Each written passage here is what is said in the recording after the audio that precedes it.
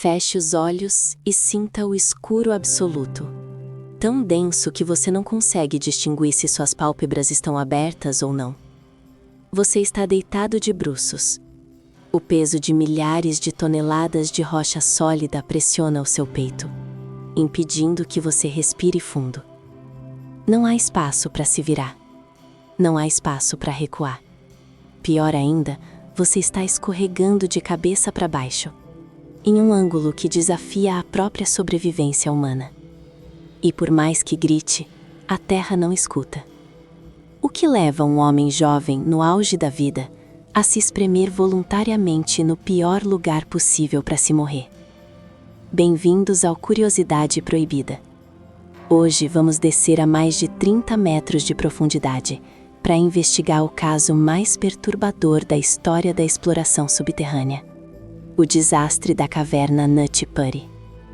Mas a grande pergunta não é como a vítima perdeu a vida, é por que a própria Terra parecia ter arquitetado esse fim milimetricamente. Antes daquela noite fria de Ação de Graças em 2009, a Nut Putty não era uma caverna comum.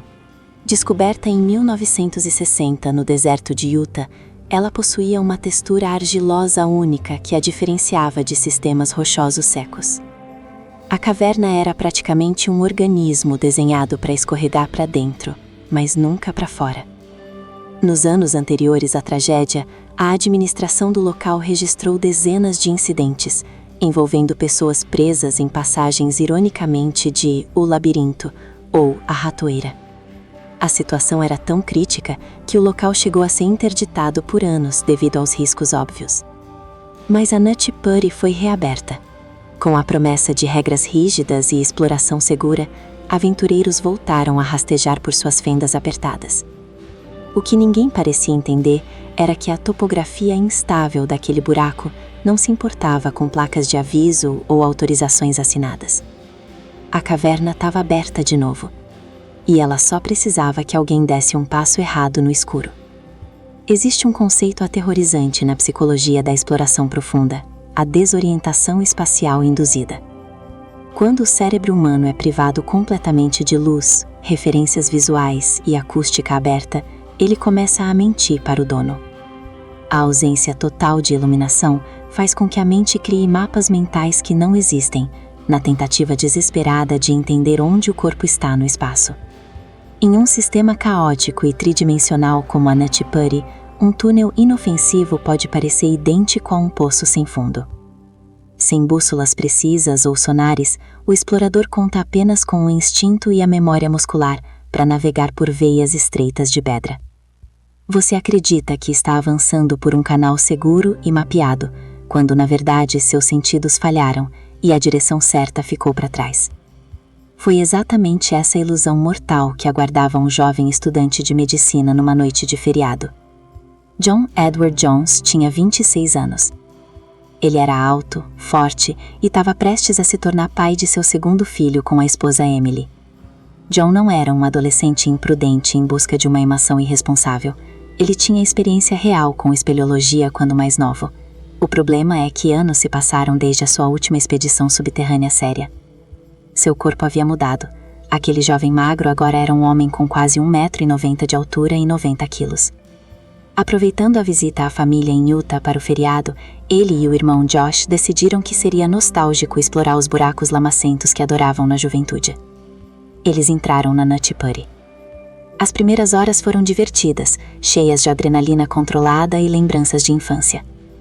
John logo se separou um pouco do grupo maior, empolgado para procurar a passagem desafiadora, conhecida como o Canal de Nascimento. Mas o que ele encontrou não estava no mapa, e não era um canal seguro. No escuro absoluto, iluminado apenas pela lanterna fraca presa ao capacete, John encontrou o que achou ser a entrada da fenda famosa. Ele se jogou de barriga e começou a rastejar no espaço incrivelmente confinado. A tática padrão para esses locais parece contra-intuitiva. Você precisa exalar todo o oxigênio dos pulmões, encolher o peito o máximo possível e se empurrar para frente com a força das pernas.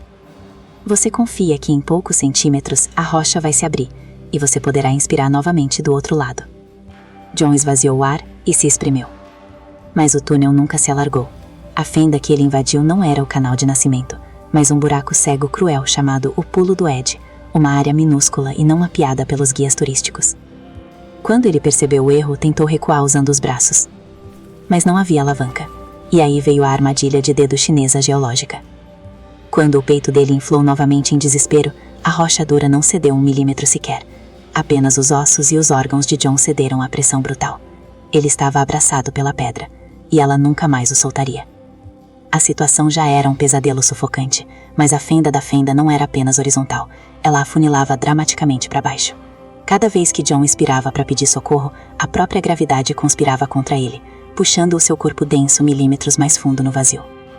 A fenda tinha apenas 45 centímetros de altura e absurdos 25 de largura. Ele escorregou para uma posição invertida e insana. O ângulo era de quase 70 graus, o que significa que ele estava virtualmente de cabeça para baixo e entalado com os braços prensados nas costelas.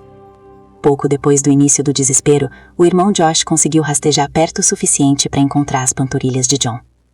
O irmão Josh ainda tentou puxá-lo à força bruta, mas o efeito foi inútil e trágico. Puxar John para cima num túnel estreito em curva faria seu peito alargar contra a rocha, esmagando os pulmões ainda mais. Aquele buraco cego não permitia o menor erro de movimento humano. A gravidade havia virado a principal aliada da morte subterrânea. Enquanto os alarmes de resgate eram acionados acima do solo, um cronômetro macabro iniciava dentro do corpo de John. A evolução biológica humana aperfeiçoou nossa anatomia para ficarmos de pé, com a gravidade auxiliando o sangue a escorrer para as pernas e ser bombeado de volta ao coração. Quando você é invertido a 70 graus e espremido, todo esse maquinário biológico entra em colapso completo. O sangue, denso e constante, inunda o cérebro e os pulmões, pressionando os frágeis vasos sanguíneos da cabeça. O coração precisa trabalhar o dobro ou triplo da capacidade normal, para forçar os fluidos a subirem de volta contra a pressão absurda, algo que ele não foi projetado para fazer. Sem oxigênio suficiente expandindo o tórax imobilizado, a asfixia lenta e torturante começa, a destruir as células cerebrais e falir os órgãos aos poucos. Os médicos que aguardavam fora da caverna sabiam de uma verdade assustadora. O tempo de John não era medido em dias de sobrevivência heróica, era medido em número de batimentos cardíacos forçados a estourar, e o resgate precisava de um milagre cirúrgico imediato. Nas horas que se seguiram, a Nut Butte virou o epicentro da mais angustiante operação de resgate da história do estado. Mais de 100 voluntários, socorristas, engenheiros e paramédicos correram para o local e se espremeram nos canais poeirentos, um de cada vez. O espaço físico perto de onde John estava entalado só permitia o trabalho e a respiração de 1 ou 2 homens simultaneamente. A equipe conseguia conversar com ele. Para o alívio provisório e a morbidade surpresa de todos, a mente de John estava surpreendentemente calma durante a primeira madrugada de pânico. Ele até pediu desculpas aos socorristas por ser tão pesado e se preocupava em voz alta com a esposa grávida esperando no hotel. Foi um contato humano precioso, mas desesperadoramente frágil na escuridão opressora. Os socorristas avaliavam todas as opções com furadeiras, cordas, polias e óleo, para tentar deslizar os ombros entalados para trás. Mas havia uma realidade terrível. Para tirá-lo dali vivo, teriam que puxar 90 quilos contra a força da gravidade por um buraco irregular, que exigia algo que a rocha não concederia: espaço para respirar. A situação beirava ao irreal quando os especialistas perceberam que o ângulo forçava contra as próprias articulações. Os médicos concluíram que a única maneira viável de tentar extraí-lo da fenda envolvia usar força tratora tão severa que inevitavelmente quebraria as 2 pernas do jovem. Era um acordo cruel, a vida dele em troca de ossos estalhaçados. Mas as horas passavam das 10, 15, 20 e poucas de ponta cabeça.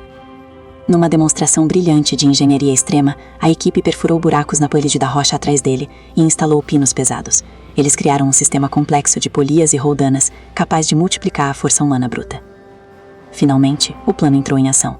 Os cabos tensionaram, arrastando o peito preso de John dolorosamente para cima pelo túnel de terra implacável, milímetro por agonizante milímetro. E contra todas as previsões pessimistas, algo incrível ocorreu: uma fresta de luz. Eles o ergueram o suficiente para estabelecer contato visual direto. Puderam dar goles de água e conversar face a face. A operação impossível parecia estar a poucos minutos de terminar em lágrimas de vitória. O alívio durou segundos, e o que aconteceu a seguir foi talvez a reviravolta mecânica mais cruel de que se tem notícia. Enquanto o peso total dele pendia das amarras para o puxão final que o deixaria na área de manobra, a tensão encontrou o elo mais fraco do sistema improvisado. Mas não foi a corda sintética de alta tecnologia que arrebentou. Não foi um mosquetão moderno que quebrou. Foi a própria montanha. Com um estalo aterrorizante que soou como um tiro ensurdecedor pelo labirinto escuro, a ancoragem de rocha natural explodiu. As cordas ricochetearam, chicoteando as paredes do túnel coberto de pó, e o socorrista que o ajudava foi lançado para trás. John, já exausto, sem defesa nenhuma, e com a gravidade como carrasco implacável, despencou instantaneamente. A inércia da queda no ângulo desfavorável o cravou de volta no poço vertical, mas com uma força muito pior. Desta vez, a prisão da rocha tornou-se irreversível, e o final se revelaria imediato. O impacto jogou John muito além da profundidade original. O silêncio após o estalo de pedra foi o tipo de vazio que congela a alma humana até no calor claustrofóbico. A força extra que a equipe utilizou e a queda subsequente foram além do que a frágil estrutura pulmonar encurralada poderia aguentar. Aquele coração heróico de 26 anos vinha lutando para bombear sangue de forma invertida, por mais de 27 horas infernais e ininterruptas. Agora, a exaustão total e as lesões torácicas selaram seu limite. A respiração tornou-se um sussurro seco, as respostas ficaram desconexas e fracas, até que pararam completamente. Pela meia-noite, o relógio biológico travou de vez. John Edward Jones sofreu uma parada cardíaca fulminante por pura asfixia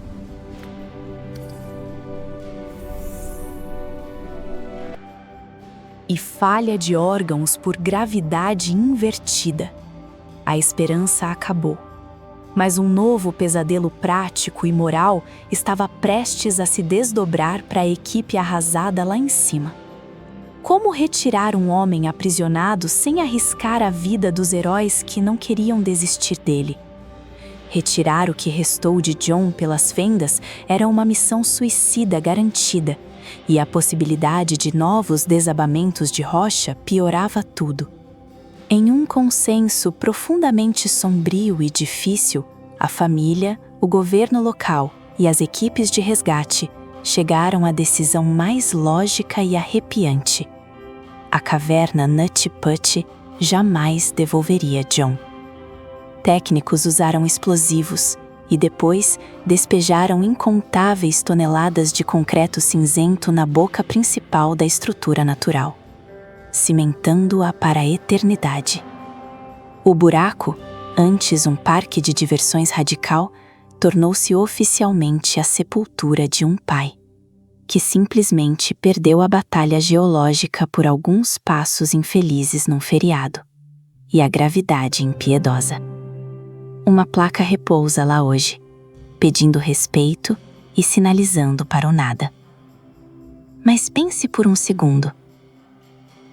Será que existe coragem real em nós para admitir que a Terra ainda comanda nossos ossos, rindo de tecnologias avançadas com uma fenda estúpida de 20 centímetros de largura?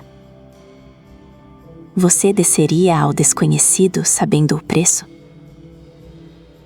Diga nos comentários se a escuridão absoluta ainda te assusta. Inscreva-se no canal Curiosidade Proibida e nos guie sobre qual história sinistra devemos investigar no próximo vídeo.